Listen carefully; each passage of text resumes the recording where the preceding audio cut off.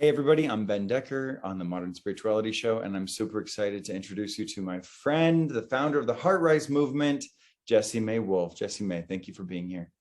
I'm so honored to be here, Ben. What a treat, truly, to see you and to be here. And I'm just thrilled to be here. Yeah, I've always felt so seen by you, and I feel like I see you too. And I just am like happy to be in this heart space with you.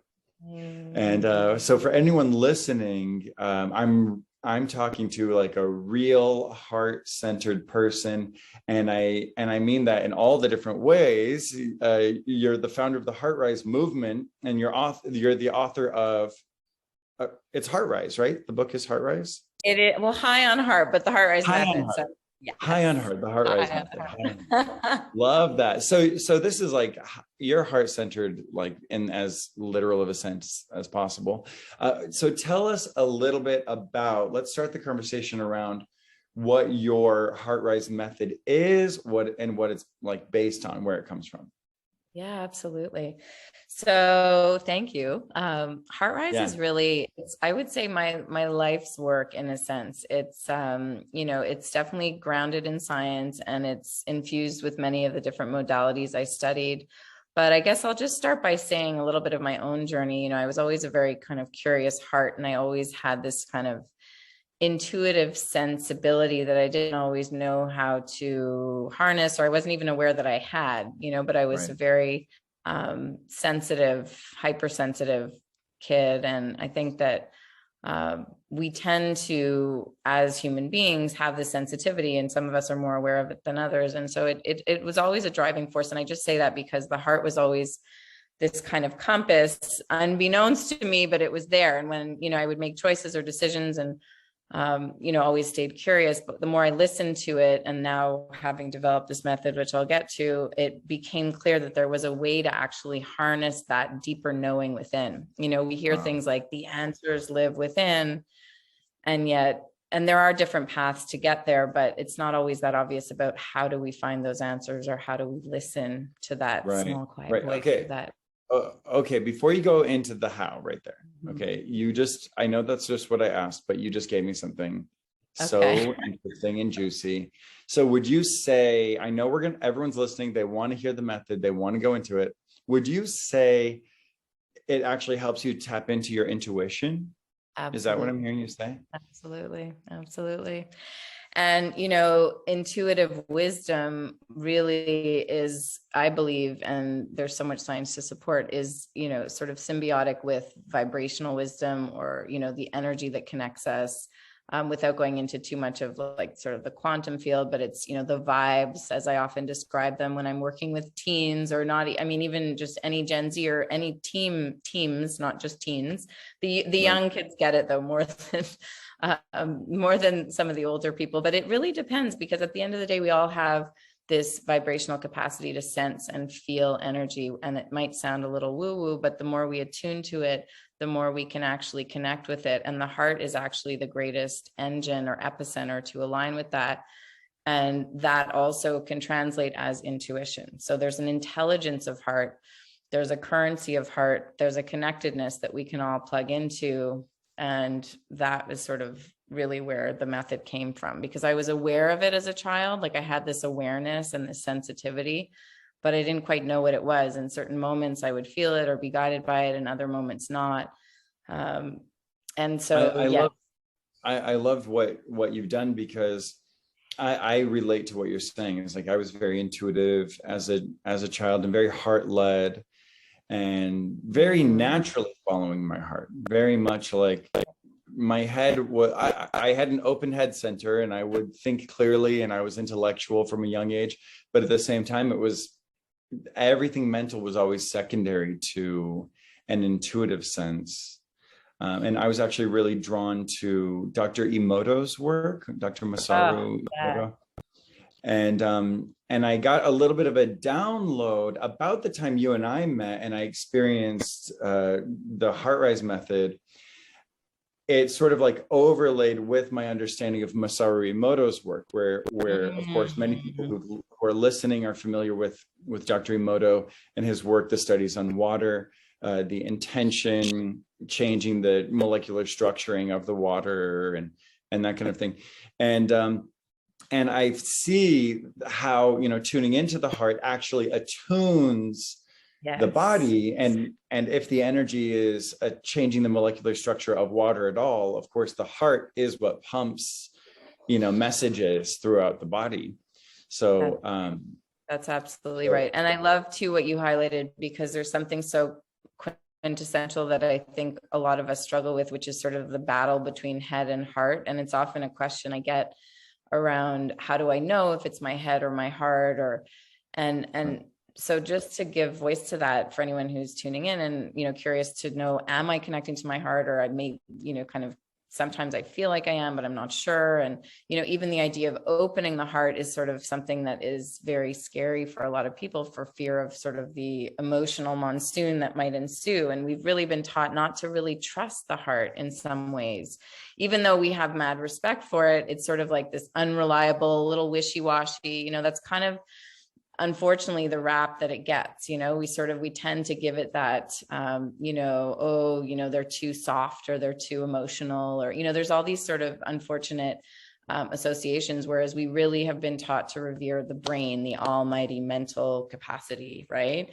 And so just to contextualize, I was always, as a young child, I was brought up by a father who, bless him, he's here with me. And it's just been 10 years now. Actually, we just celebrated the anniversary of his passing. And he was someone who had a beautiful heart, but in a lot of ways, a closed heart that he just saved for us. Like, he was a very loving father, but it was like other and family, and he did everything for us. Right. And he was super loving, but in a lot of ways, he didn't metabolize and feel through a lot of what he was dealing with, which is like most people. And so he was very headstrong. I grew up with messages like, take the bull by the horns and go get it. And all, a lot of which I'm very grateful for, because it allowed me to courageously pursue what is now HeartRise. Right. But at the same time, over my journey and over the course of, developing HeartRise, what I realized is it's not about head or heart. They can actually work as a team. And it's actually that the heart can lead and the head can bow to its intuitive wisdom. So we can get into that. And I know I was going to share the 4 steps, which I will, but that's kind of the way that it works. Yeah, I love that. And it reminds me so much of, first of all, I just have to side note, I love that we're like teasing along the 4 steps. I know. Like, they're coming, they're coming. Cracking up. Well, I think it's really good, because sometimes the simplicity in something profound can be misleading. So I think it's great that we're going into all of this before we go into the steps of it. You do have facilitators. You do have a facilitator training that you do, and your facilitators work with a ton of corporate clients, and that's actually, as I understand it, that's actually a huge part of what you do. It was kind of surprising for me to hear that this heart centering work is being welcomed by corporations and businesses. So I'd love to hear a little bit about like what you're seeing when people are tuning into their hearts in the professional context and environment. Yeah, absolutely. Well, I will say that it happened very organically, as a lot of, sort of the heartful presence does. When we're in our heart, we see things in new ways. And so it was actually someone who was attending regular sessions, actually my Monday night den sessions, that wanted to then, I was doing a HeartRise class every Monday night, and he wanted to bring me into Amazon, actually. And that was how the sort of corporate narrative began, and my work with corporate in 2017 began. He brought me into a retreat they were doing in Ojai. He was hired to manage a creative executive team, and they were 20, 30 years older than him. He was young and super bright and powerful. And he was like, you're going to be my trump card. You're going to win them over with this workshop. And I was like, okay, you're on.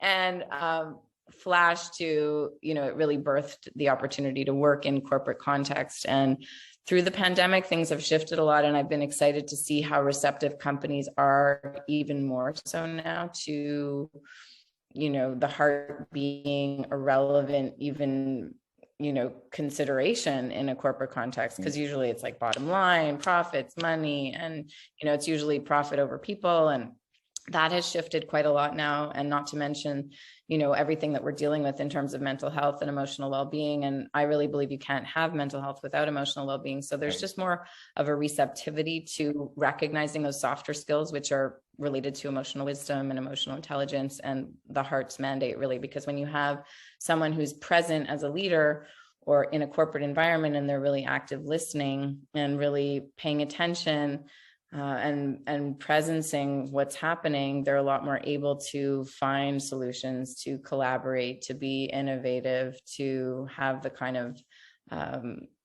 just creative awareness that it takes to resolve so much of what we've all just been through. And still now in this current climate, it's very much a new game, if you will. It's a new environment, it's a new atmosphere, and everyone is really just getting adjusted. So it's been beautiful to witness that and to be able to stay agile in that. That's one of the heart's specialties, if you will, and that you can stay really flexible. When you're in the head, we tend to be a little more rigid with our ideas, and everything has to be a certain way, whereas the heart tends to be a lot more malleable and open, and capable of adapting to the environment that we're in, whatever that may be. So it's really been a lot of, just being open to the ways in which companies want to move forward, a lot of active listening, and it's continuing to evolve. So I was doing a lot of virtual sessions through the pandemic, whereas prior to that, I was doing a lot of on-site in-person.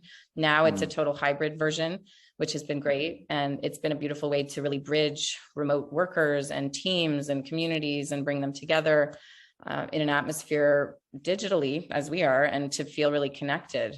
And in the same spirit, I ran my leadership training remote as well. And it was amazing to see. I was able to do 3 different leadership trainings through the pandemic, and most of which the people in the groups hadn't met in person, but they were, so connected by heart, and the depth of what we shared, and the learnings and the experiences were so profound, because the heart knows no boundaries in that way. So that's one of the ways that the energy is so clear. It doesn't have to, the in-person experience is unbeatable as far as I'm concerned. And I do feel that there's something really profound that can happen when you gather people together and cultivate this heart coherence, which we can talk more about. Okay, so I know there's a lot. The 4 steps. Should we say the 4 steps? Yes, we can. So basically, and I'll contextualize too, the 4 steps were really a sort of revelation to me after studying with so many of my favorite teachers and so many different modalities, Marianne being a shared one of ours, that, I would see you there for all of the, Marianne, the nights at the Saban that was the pre-den. It's so wild because I took on the Mondays at the Den, but before that, I was every Monday night at the Saban Theater with her Course in Miracles lectures. And so she was a really formative teacher. I've studied with Heart Math, which is more a heart science institute. So I'm trained in their methodology because I was referencing a lot of the science of the heart in my work, which was more based on observation, but the science supported what I was seeing, working with groups and seeing what was actually happening and how people were suddenly getting in sync with each other in this, what's called coherent state, where you start to feel connected to everyone. It was really starting to happen when people were in their heart versus when people are more in their head or their ego. And it's just talking at each other versus being present with one another and what can happen in that kind of place and space. So essentially, HeartRise is a real blend of so many different modalities. I've studied shamanism, a lot of different energy modalities, some of the more science-based ones, and trained in many as well. And essentially there are 4 simple steps, and they are simple. So it doesn't mean that it's easy, but with practice, it gets easier. So essentially the first step is with heart vision, I see.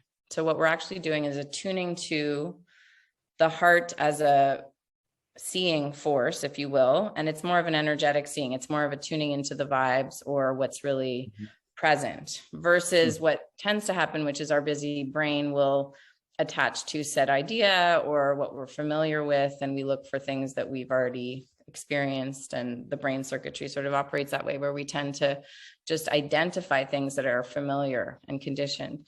So the heart vision allows us to start to just be in a more present state where we're in our heart, we're embodied, we're more able to see. So with heart vision, I see is the first step. So it's just, and we can take some practical examples after, but let's say something is triggering you or stressing you out, because it's really practical too in its application, which is why companies also love it. So let's say there's a person at work that really just, every time you see their name pop in, it just sets you off, or it just stresses you out, or brings up anxiety. Right. So it'd be bringing that to the heart, observing it, rather than what we tend to do is go right into the head and get busy minded about it and stressed out. And then we build, and I call it the head trip. There's so many names for it, but the spin cycle, all of it. So we bring it to the heart as a first step. And then once you witness what's there and you just recognize whatever that is, and you can do this for things you want to cultivate and bring in, you can really do it for anything, and just to be present ultimately, then you breathe and really connect with what you're feeling. So with heart focus, I feel allows you to really just presence what you're actually feeling. And it may not always, for someone who's really, tense and holding a lot, it may not always be super available. So people will ask sometimes if they can't fully feel in their heart. With practice, it gets easier. And I always encourage feeling into the body, into tension. Just let yourself breathe and use your breath to really feel where you're holding, where there's contracted energy. And typically it does get held here in the heart. So you let yourself breathe and feel with heart focus as the second step. The third step is with heart knowing. So that's where we're building self-trust. I free. So we've been doing the seeing, the feeling, and then here in the third step, and we're working with breath, you free. And this is really where the alchemy starts to happen, where you're starting to really release the energy that you were holding or contracting in your body or your heart, and you release it. And actually you can repurpose blockages or stuck energy or fear and repurpose it as fuel, because really everything is energy. We're all energetic beings. So the energy is either suppressed and contracted, or it's expressed and inspired. So we can really work with that to anchor in the heart. So with heart knowing, it helps you strengthen that heart muscle and really start to build a resiliency, which is, you can really feel it. Like I notice if I'm, let's say, overtired or not taking care of all the other aspects of well-being, I'll be more susceptible to, who, head trip, right? It's like a quick prompt to come back to the heart. And just the more you build that heart connection, the easier it is to come home to. So the freeing is the third step. And the fourth step is with heart wisdom, I flow. So you're coming back to flow, which is this current that connects us. It's that intuitive wisdom. It's a vibration. It's felt. You just meet some people and you can tell they're just easy in their body. They're moving, they're present. And athletes call it being in the zone when they're really in the moment. We have other ways of referencing it, but flow is a state that we can cultivate. Definitely. And as you're describing it, first of all, I did the inner, I'm a very emotionally and mentally disciplined person. So I have a lot of inner control. I went there within the 4 steps as you were doing it. And it's interesting because that flow, as soon as you said it, it immediately dawned on me the realization that what you're talking about is literally getting us back to a very natural state where we're operating. I recently moved to Topanga Canyon. And I'm surrounded by nature. Yeah. And there's that, it may be a quote attributed to somebody, but it feels like a Zen proverb almost. Nature never rushes, and yet everything's accomplished. It's a beautiful quote. It's one of my favorites. And that's exactly right. It's a flow. And I love that you said that, because it's a natural rhythm and we all have our own native rhythm. And I speak about that often. It's actually one of the pillars in our corporate work, which it's very, pretty progressive that a company would bring in a workshop on rhythm, but totally, like the hermetic principles. These are the times we're living in, though. It's exciting. Yeah. I mean, it's so crucial. Yeah. So crucial to understand that. And the flow, that the thing that's coming through to me right now around this idea of flow is that you are part of it. No one is left out. There's a natural flow, and it knows that you're there. That's right. And it's like the heart of nature knows that you're there. and you're seen and experienced by nature, and we are part of nature. So we step into that flow, and you're all of a sudden part of a much larger operation.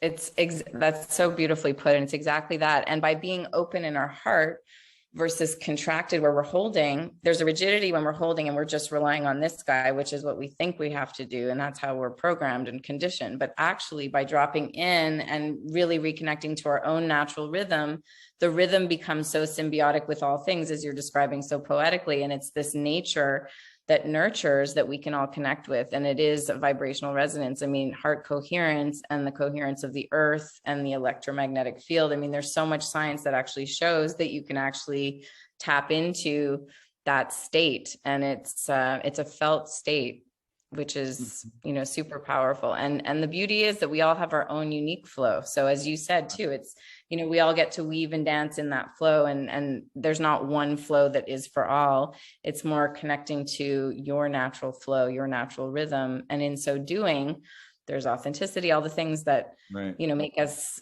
much more vibrant human beings and unique and collaborative, and all the things that we need more of right now.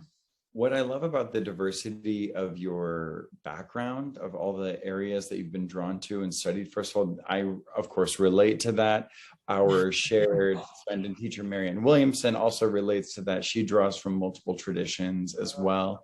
I study Theosophy, the founder of the Theosophical Society. Theosophy existed way before the Theosophical Society, but Helena Blavatsky, when she founded the Theosophical Society, the motto of the Theosophical Society is, there is no religion higher than truth. And I made this statement the other day that religion is like boomer technology. It's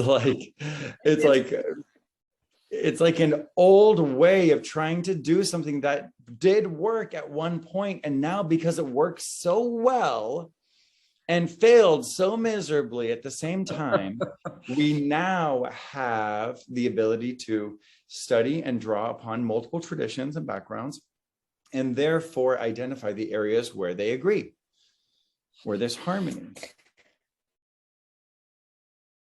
I love that. And I love that you brought through that sort of the notion of truth and harmony, because, you know, it's so true that with truth, it evolves through us, right? So if we're stuck in a certain modality or a certain mindset or a certain, you know, religious doctrine or whatever it is, a certain way of thinking, it can really keep us stuck, versus the beauty of truth and harmony is that it exists in so many different forms, you know? So for me, when HeartRise came to me, and it was through actually jogging on the beach, which I used to do regularly when I lived in Venice, I would just jog, and it would be, again, connecting to nature, the elements, being barefoot. I would just leave everything, hands free, no phone, no keys. Like, I lived at the beach, so I could do that. And it was really beautiful. And it was just this symbiotic, harmonious connection back with the truth. But it was almost like all of the things came into this juicy marinade, and the truth was in that awareness. And I feel like we all have access to that inner truth, that inner compass within us.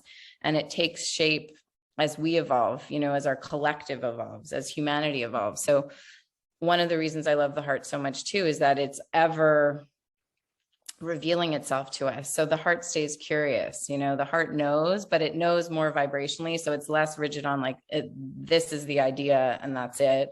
It's more like, stay curious, stay open. You'll feel when things are true. You'll know when there's harmony, and you'll know when there's dissonance, and you'll be able to recognize that and move through it and come back to flow. Yeah, I love that. And I love how shamanic that is. And it's like what I find, as a student of shamanism, I'm, you know, I have like a lineage that I study with, and I have things that I teach around this. And so something about shamanism that I love is that the power of an oral tradition, the power of an experiential tradition, the transmission of the intimacy with other people learning along the way, versus the intellectual written word. The written word has limitations. Thank you so much, poetry. Thank you so much, metaphor. Thank you so much, mythology. So that we can, you know, expand what's possible with the spoken and written word. Yes. But they are still extremely and extraordinarily limited. And then there's also mental interpretation of every single word. Right. I would. No, I wanted to riff. No, complete your thought, but I had something to add because that so stimulated something.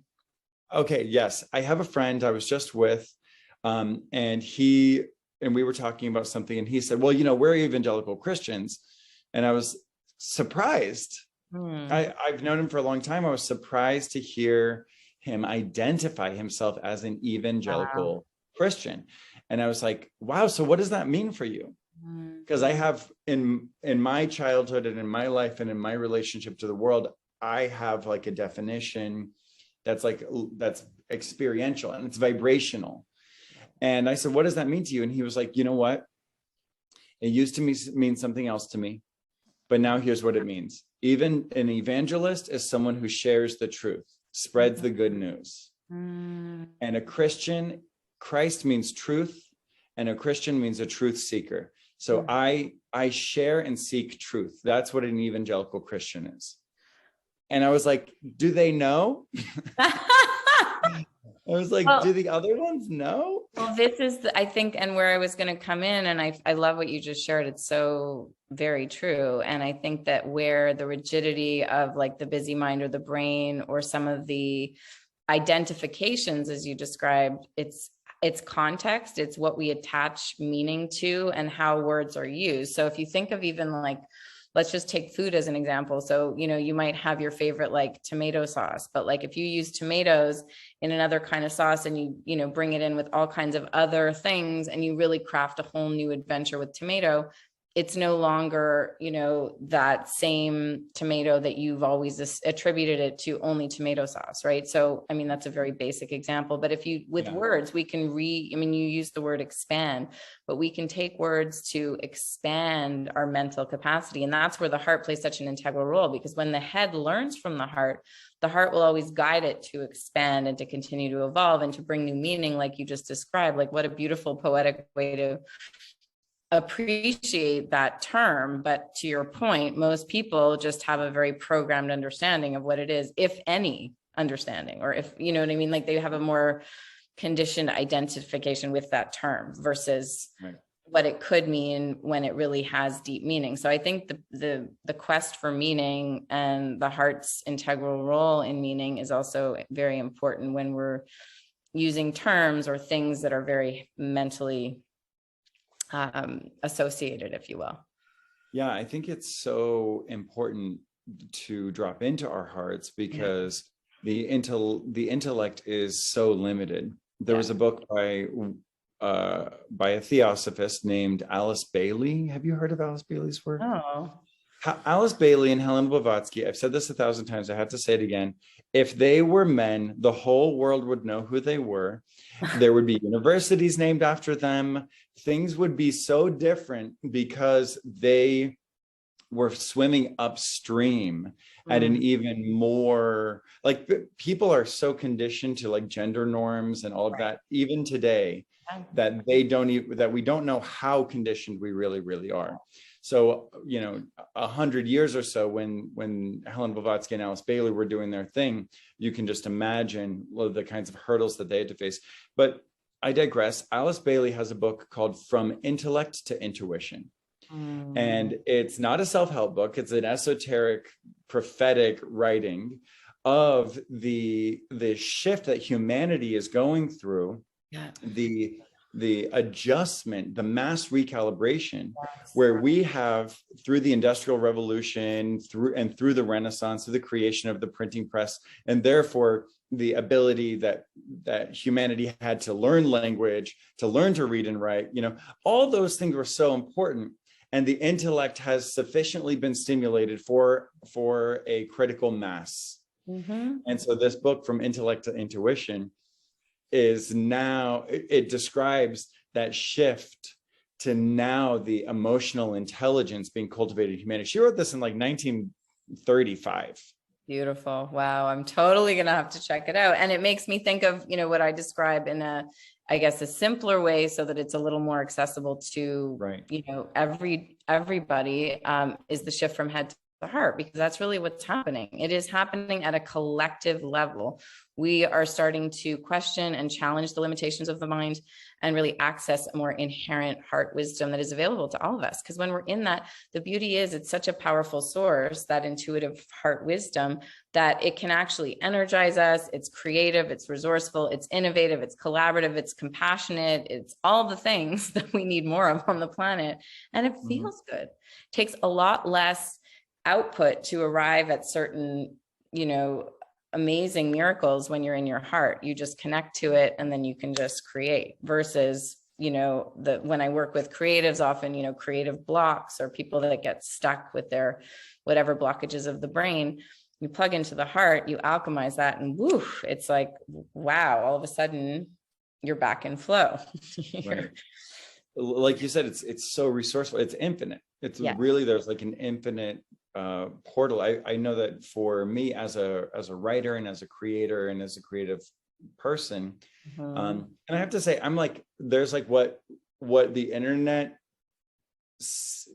portrays of us, right? But like, please know, I'm a much more complex, unusual, creative person than the internet has seen, I can attest to that. Yeah, you can attest. It's like far out there, but I'm intimate with my creativity. My creativity is not about other people seeing it. It's about it flowing through me. And so I found that as I've published books, released material, I'm working on my 5th book right now. Just got my 5th book deal. And thank you. And as an author, there's an entire journey that every one book has. Yeah. And when my first book came out, I started to see people in the community using some of the things that I dreamt up and publishing my book. And I initially had that sort of like lower level feeling of being betrayed, or I could have at least gotten some credit. I know that person. I talked to that person about that part of my book. They've read my book. I gave everyone a book. Everyone got that. That person definitely saw it, and then there was, there's a whole story that happens in the mind that is not happening in the heart. A whole narrative in the mind that's a fear narrative. And what was so amazing was every time I use any kind of nature medicine, time in nature, forest bathing, or any of the plant medicines, it drops me back into my heart, or the HeartRise method takes me back into my heart. And when I go through those steps and I'm in flow again, it's only good if I see other people sharing things that also inspired me. I love that so much. And I want to give some voice to that, because what I've also come to understand, and I so relate to that, because there were stages of my life from being young, because I was always sort of a bit of an innovator, and, even being the oldest of 4 kids, and I'd have like my, like little sisters copying me, and kids, like down to like even what I used to wear, because I was always sort of like this outgoing creative type, but it used to make me crazy at certain stages. And, that sort of, when you think that things are, or you see like you're saying, if you see someone that's perhaps taken something from you, it seems that way to the mind, but actually the beauty is when we recognize that, first of all, it's available to all of us. And this is where it gets really juicy, is that no one's going to share what you have to share the way you do also. So that's where, again, this sort of symphony, you each have your own, like you're your own music. You bring your own music to the way that you share. So even if someone loves a passage from your book and shares it in their own way, great, it's getting out there.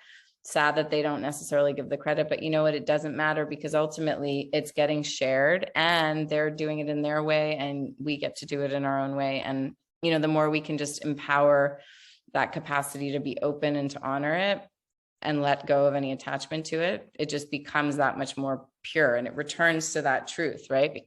As it moves through all of us, there's that great, it's like a scientific truth that, a butterfly's wings flap in one part of the world and it can affect the weather in another part of the, you know, so we're all so interconnected, and there's so much that is available to us. So sometimes it might be someone finds something in a book, another time it might be that it all flows through people in different parts of the world at the same time. But the more we can be available and stay in our heart to share that truth in the ways that we do, you know, it resonates differently for the person that's receiving it from you versus maybe someone that's sharing it in another way. So absolutely. And there's this vision of an actual better collective experience on the planet. And if that's going to happen, I'm sorry, we're going to need some backup. That's right. You know? And it's like, that's so nice that you think this is your original idea, Ben. That's so right. Nice. Yes. It's not. Exactly. You know?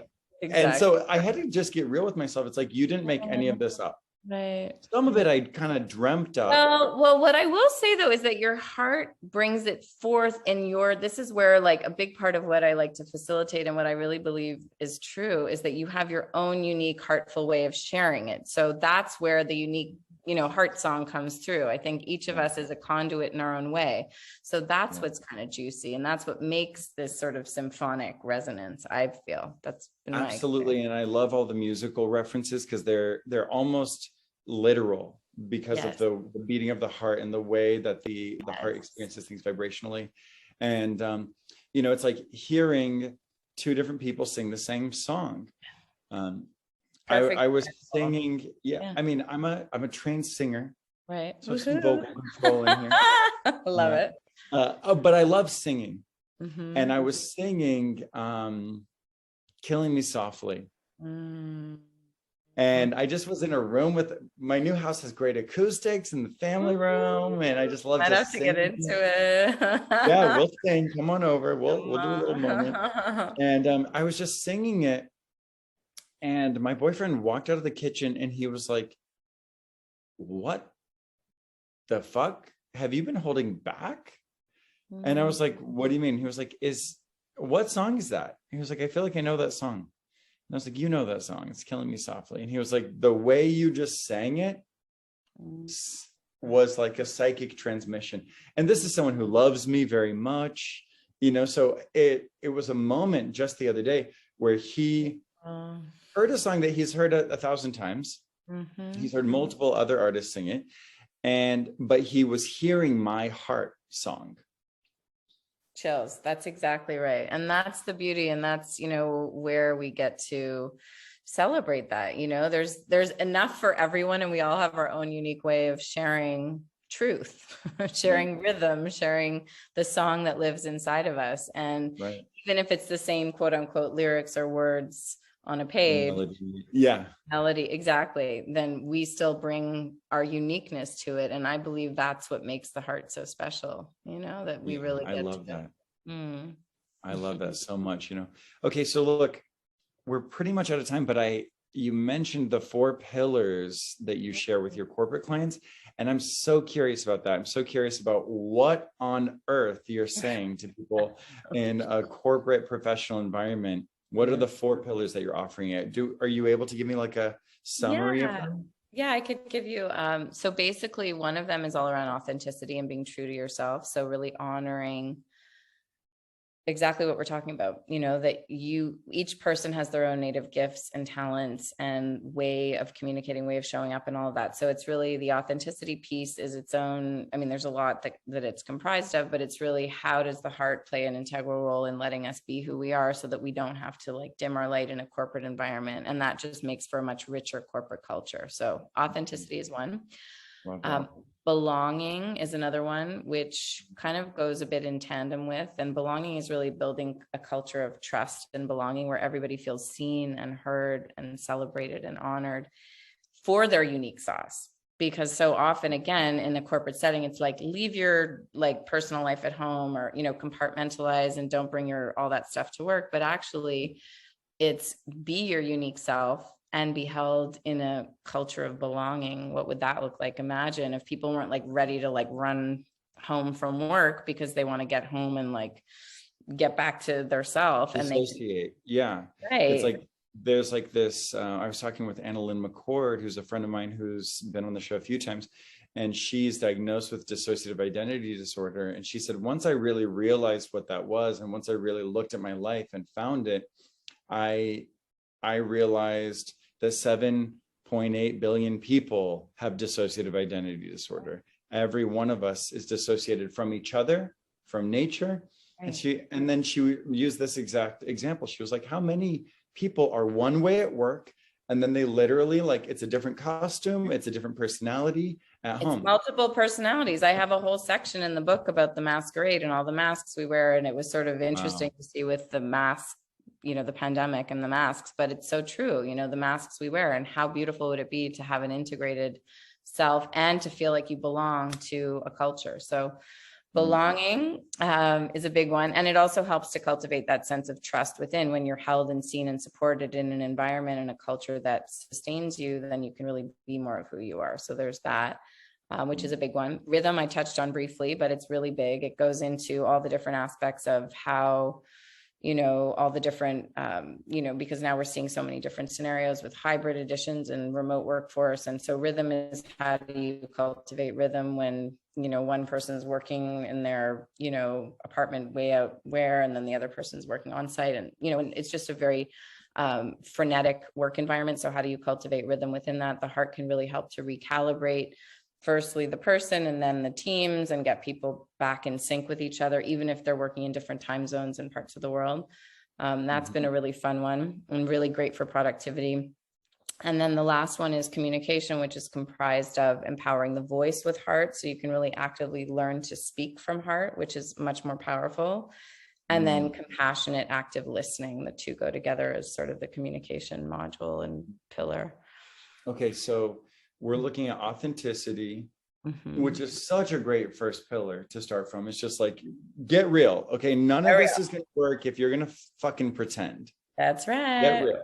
You know, get fully real, like decompress from all of the posturing and get real. That's right. Second one is belonging. That means you're allowed to get real here. You're allowed to be real here.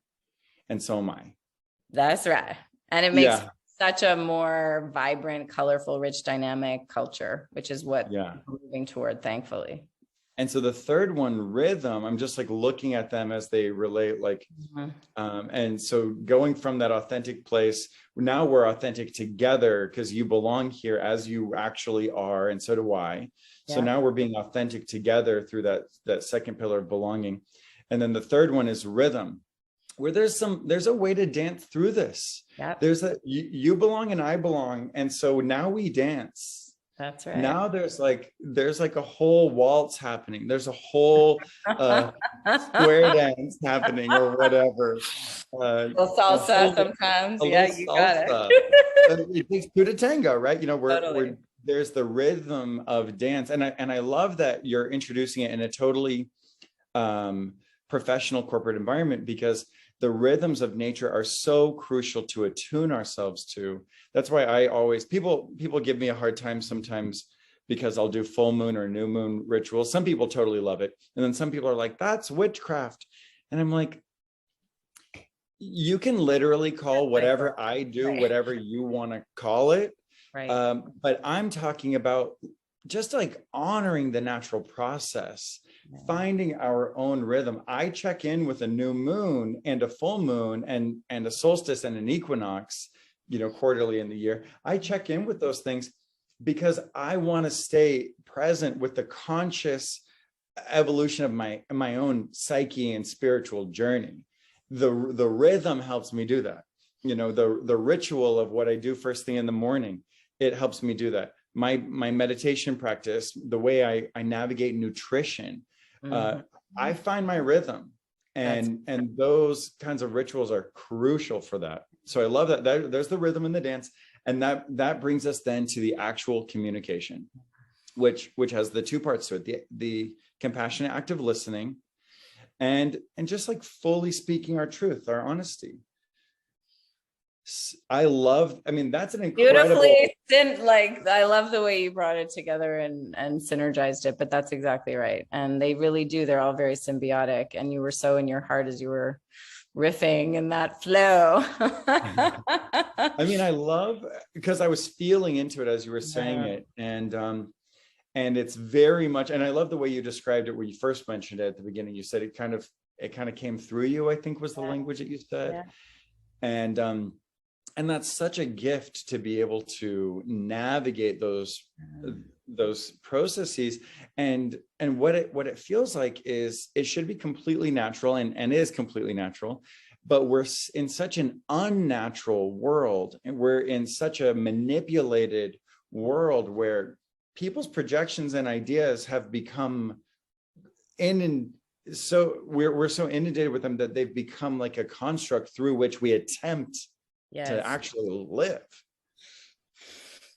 Which is why so many people are uncomfortable. And the good news, though, is that I feel with all of this discomfort that has come up so clearly, we're getting to rebirth what being true means and feels like, and what is our native rhythm. And there's a real hunger and a yearning for it more than ever, I'm finding, which excites me. I know it's a really sensitive, painful time right now for the planet, but at the same time, there's so much that is birthing through us. And, we get to show up heart first. We get to plug into that rhythm if we're willing, And it's so much better. You deserve, okay, listeners, guess what? You deserve to be happy, to actually feel fulfilled, to feel energized, to creatively express yourself.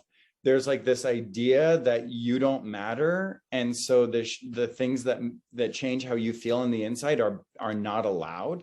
We have so much stigma on everything we try to do to feel good and to survive. We have so much stigma on all the self-coping mechanisms, so much stigma against self-care, so much stigma. We criminalize people who are addicts, who are really just people who are like seeking to actually like heal from some kind of wound, some kind of psychological or emotional or very hypersensitive too. Yeah, exactly. Yeah, exactly. So I love the work that you're doing. I love where you're taking it. And I just know that even though you've been doing this for years, I intuitively feel that this is the very beginning, that there's a massive expansion that's being created for you, and I'm so grateful that you're showing up for it. Oh, well, thank you, Ben. I love you so much. You're such a beautiful heart. I remember, just from the journey we've had together, you've always just been such a heart light. So I'm so grateful to share in this way. And I'm excited that you're back in LA. I'm going to be back there soon. There's a lot here for all of us, and for all of you listening, to trust your heart knows the way. I really believe that. It can sound trite, but there's a real truth to that heartbeat and that rhythm. And the more you anchor in it, the more you recognize truth, and the more you can really feel what does deeply resonate and be guided by it. And it's a really powerful way to live. Yes. Love that. And thank you so much. And all of your links are in the show notes. So check it out. If you are interested in anything that Jessie May Wolfe is offering, the HeartRise movement, any upcoming events, we're going to have them in there. High on Heart, the book by Jessie May Wolfe, or even becoming a HeartRise facilitator. Maybe some of this is familiar to you. Maybe you're already down. I'm going to make sure to have all that info in the show notes. And if you work somewhere, maybe you have a corporate job and you're like, that sounds like what we're missing in our workplace is that shift. Maybe you're ready for the shift. Maybe you're noticing the need for the shift. This is a great way and a great opportunity. Consider this your sign. Contact the HeartRise movement. Get in touch.